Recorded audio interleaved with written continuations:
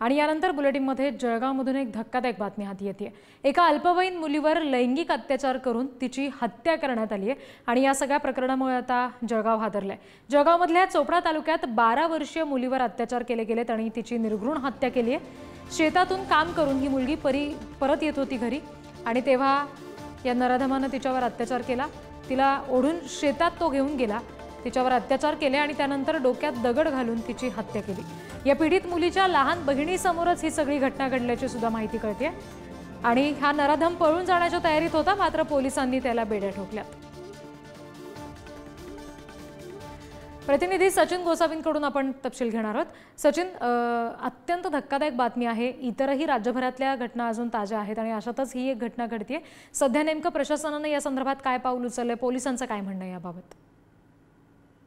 निश्चितच जर आपण बघितलं तर संपूर्ण जळगाव जिल्ह्याला हादरवणारी घटना ही घडलेली आहे आणि आपण जर बघितलं तर धक्कादायक हा प्रकार आहे। चोपडा तालुक्यातील एका गावातील 12 वर्षीय मुलीवर अत्याचार करून तिचा निर्घृण खून करण्यात आलेला आहे। या प्रकरणी जनमानसात प्रचंड संताप असल्याने पोलिसांनी तात्काळ या घटनेची चौकशी करून संशयिताला ताब्यात घेतलेला आहे आणि त्याच्यावर गंभीर कलमाअंतर्गत गुन्हा दाखल करण्याची जी कार्यवाही आहे ती आता सध्या सुरू आहे आणि त्याच पद्धतीने अधिकचा तपास देखील सुरू झालेला आहे। ज्या वेळी पोलिसांना या घटनेची माहिती मिळाली त्याच घटनास्थळी पोलीस अधीक्षक महेश्वर रेड्डी असतील, उप अधीक्षक कविता नेरकर यासह पोलीस फौजफाटा त्या ठिकाणी जाऊन त्यांनी चौकशी केलेली आहे। अत्यंत धक्कादायक हा प्रकार आहे। आपण बघितलं तर जळगाव जिल्ह्यामध्ये जामनेर मध्ये असाच प्रकार उघडकीस आला होता, भडगाव मध्ये हा प्रकार आणि त्यानंतर पुन्हा आता जळगाव मधील चोपड्यामध्ये हा प्रकार उघडकीस आल्यामुळे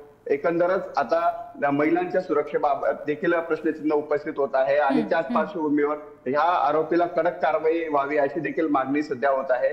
त्याच पार्श्वभूमीवर पोलिसांनी या संशयित आरोपीला ताब्यात घेत असून त्याच्यावर आता पुढील विविध कलमांतर्गत गुन्हा दाखल करण्याची प्रोसेस ही सध्या सुरू आहे आणि एकंदरच या घटनेची कसून चौकशी व्हावी यासाठी देखील पोलीस पथकाची देखील नियुक्ती करण्यात आलेली आहे। निश्चित सचिन, धन्यवाद दिलेल्या या सगळ्या तपशिलांसाठी।